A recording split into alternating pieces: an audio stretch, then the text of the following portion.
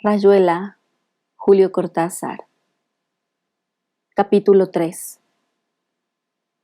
Leído por Lucía Castillo. El tercer cigarrillo del insomnio se quemaba en la boca de Horacio Oliveira sentado en la cama. Una o dos veces había pasado levemente la mano por el pelo de la maga dormida contra él. Era la madrugada del lunes. Habían dejado irse la tarde y la noche del domingo, leyendo, escuchando discos, levantándose alternativamente para calentar café o cebar mate.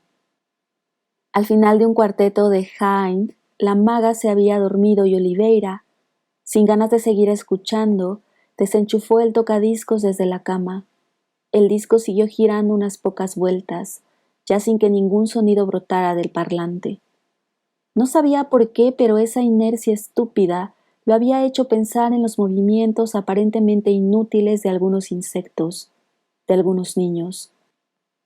No podía dormir. Fumaba mirando la ventana abierta, la buhardilla donde a veces un violinista con joroba estudiaba hasta muy tarde. No hacía calor, pero el cuerpo de la maga le calentaba la pierna y el flanco derecho. Se apartó poco a poco. Pensó que la noche iba a ser larga. Se sentía muy bien, como siempre que la maga y él habían conseguido llegar al final de un encuentro sin chocar y sin exasperarse. Le importaba muy poco la carta de su hermano, rotundo abogado rosarino que producía 4 pliegos de papel avión acerca de los deberes filiales y ciudadanos malbaratados por Oliveira. La carta era una verdadera delicia y ya la había fijado con scotch tape en la pared para que la saborearan sus amigos. Lo único importante era la confirmación de un envío de dinero por la bolsa negra, que su hermano llamaba delicadamente el comisionista. Oliveira pensó que podría comprar unos libros que andaba queriendo leer y que le daría 3.000 francos a la maga para que hiciese lo que le diera la gana. Probablemente comprar un elefante de felpa de tamaño casi natural para estupefacción de Rocamadour. Por la mañana tendría que ir a lo del viejo Trouil y ponerle al día la correspondencia en Latinoamérica. Salir, hacer, poner al día, no eran cosas que ayudaran a dormirse. Poner al día, vaya expresión. Hacer algo, hacer el bien, hacer pis, hacer tiempo, la acción en todas sus barajas. Pero detrás de toda acción había una protesta, porque todo hacer significaba salir de para llegar a, o mover algo para que estuviera aquí y no allí, o entrar en esa casa en vez de no entrar, o entrar en la de al lado. Es decir, que en todo acto había la admisión de una carencia, de algo no hecho todavía y que era posible hacer, la protesta tácita frente a la continua evidencia de la falta, de la merma, de la parvedad del presente.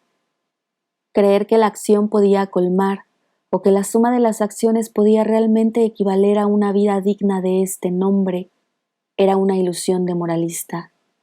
Valía más renunciar, porque la renuncia a la acción era la protesta misma y no su máscara. Oliveira encendió otro cigarrillo, y su mínimo hacer le obligó a sonreírse irónicamente y a tomarse el pelo en el acto mismo. Poco le importaban los análisis superficiales, casi siempre viciados por la distracción y las trampas filológicas. Lo único cierto era el peso en la boca del estómago, la sospecha física de que algo no andaba bien, de que casi nunca había andado bien.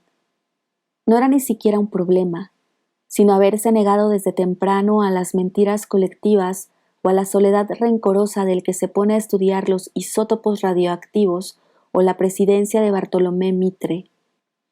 Si algo había elegido desde joven era no defenderse mediante la rápida y ansiosa acumulación de una cultura, truco por excelencia de la clase media argentina para hurtar el cuerpo a la realidad nacional y a cualquier otra, y creerse a salvo del vacío que la rodeaba. Tal vez gracias a esa especie de fiaca sistemática, como la definía su camarada Traveler, se había librado de ingresar en ese orden fariseo, en el que militaban muchos amigos suyos, en general de buena fe porque la cosa era posible, había ejemplos, que esquivaba el fondo de los problemas mediante una especialización de cualquier orden, cuyo ejercicio confería irónicamente las más altas ejecutorias de argentinidad. Por lo demás le parecía tramposo y fácil mezclar problemas históricos como el ser argentino o esquimal, con problemas como el de la acción o la renuncia. Había vivido lo suficiente para sospechar eso que, pegado a las narices de cualquiera, se le escapa con la mayor frecuencia, el peso del sujeto en la noción del objeto. La maga era de las pocas que no olvidaban jamás que la cara de un tipo influía siempre en la idea que pudiera hacerse del comunismo o la civilización cretomicénica, y que la forma de sus manos estaba presente en lo que su dueño pudiera sentir frente a Ghirlandaio o Dostoyevsky. Por eso Oliveira tendía a admitir que su grupo sanguíneo, el hecho de haber pasado la infancia rodeado de tíos majestuosos, unos amores contrariados en la adolescencia y una facilidad para la astenia podían ser factores de primer orden en su cosmovisión. Era clase media, era porteño, era colegio nacional y esas cosas no se arreglan así nomás.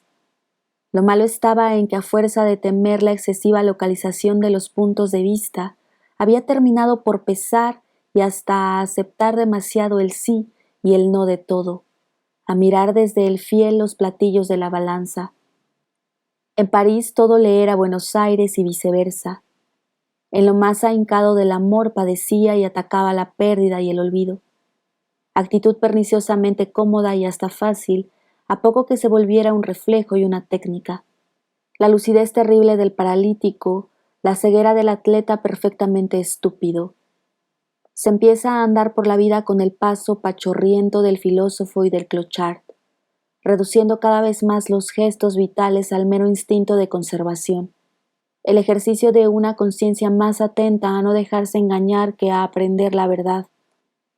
Quietismo laico, ataraxia moderada, atenta desatención. Lo importante para Oliveira era asistir sin desmayo al espectáculo de esa parcelación Tupac Amaru, no incurrir en el pobre egocentrismo, criollicentrismo, suburcentrismo, cultucentrismo, folclocentrismo, que cotidianamente se proclamaba en torno a él bajo todas las formas posibles.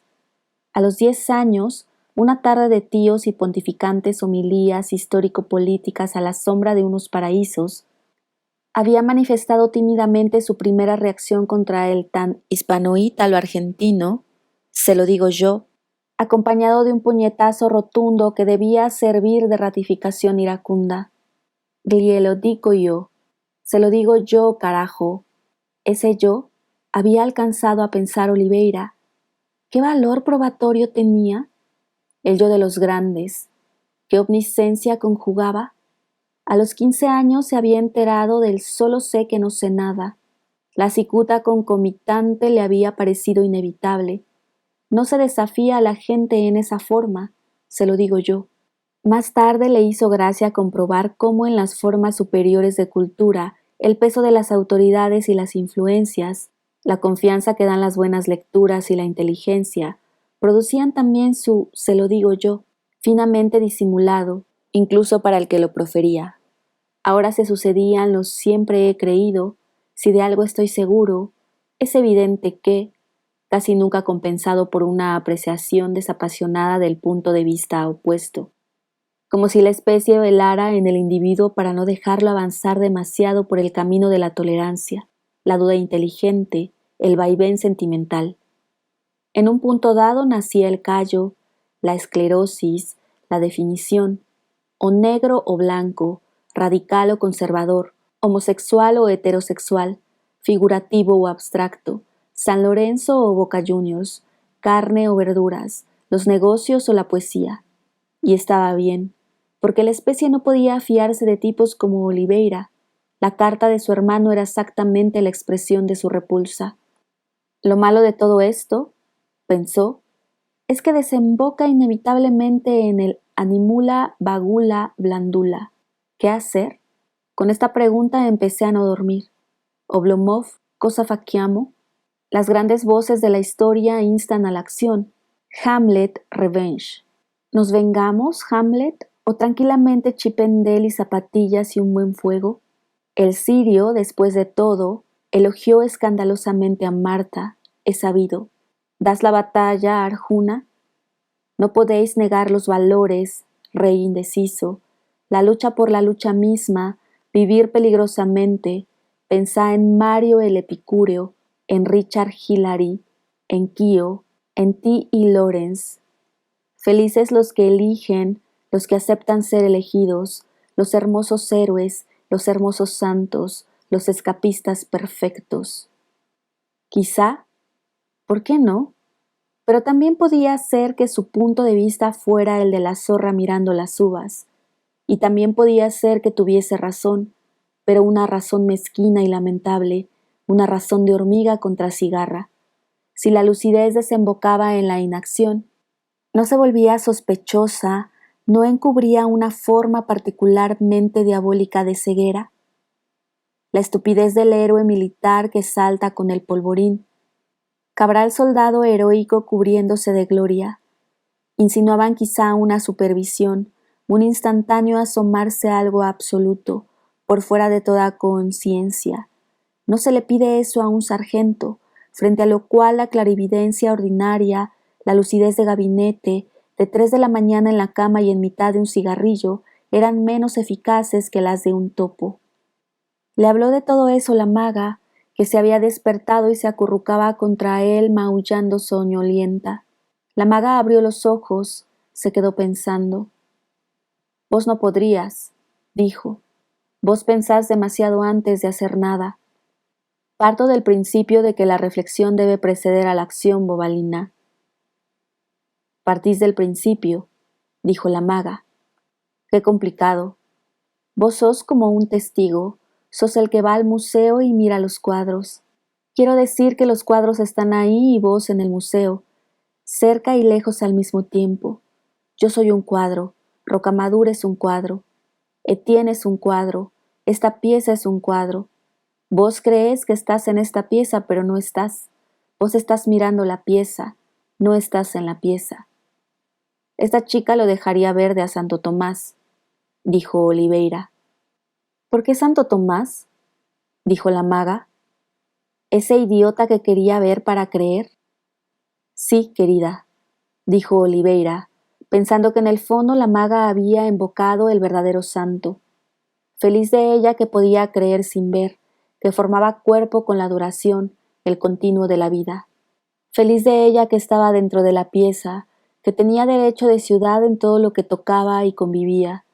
Pez río abajo, hoja en el árbol, nube en el cielo, imagen en el poema.